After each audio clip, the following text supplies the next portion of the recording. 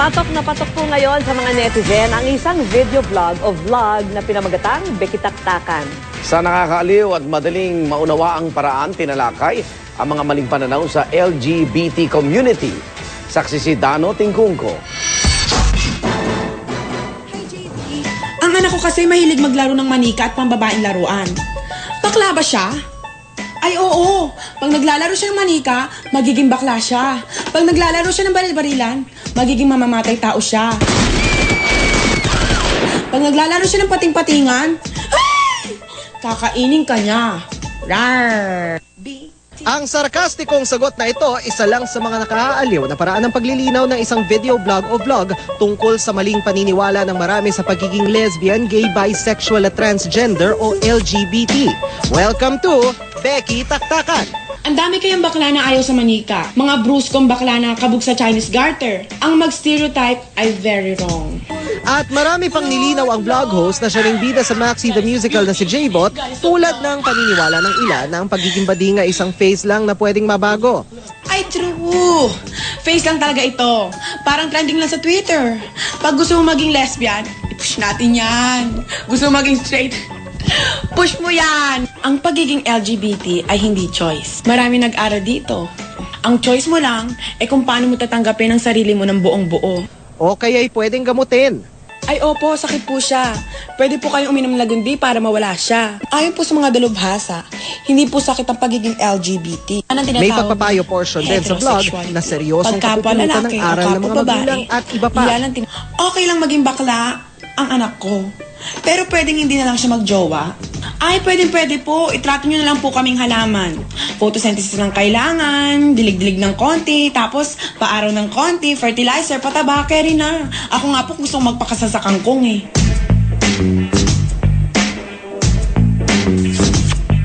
Ang pakikipagrelasyon ay isang karapatan ng isang tao. Kwento ng host na si J-Bot, ilan sa mga pinag-usapan sa video, personal niya ring pinagdaanan at ininda.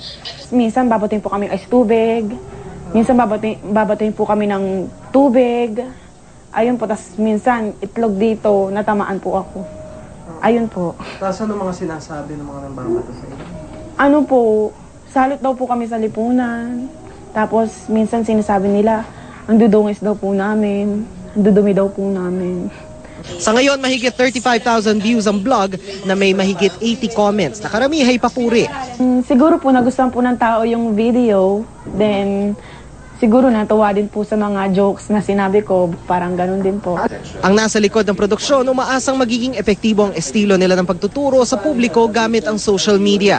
Talagang intentional yung sarcasm to show yung pagiging unreasonable ng ganong klase mga stereotypes and to establish contrast between yung unreasonable na basis ng ganong misconceptions at ano yung katotohanan.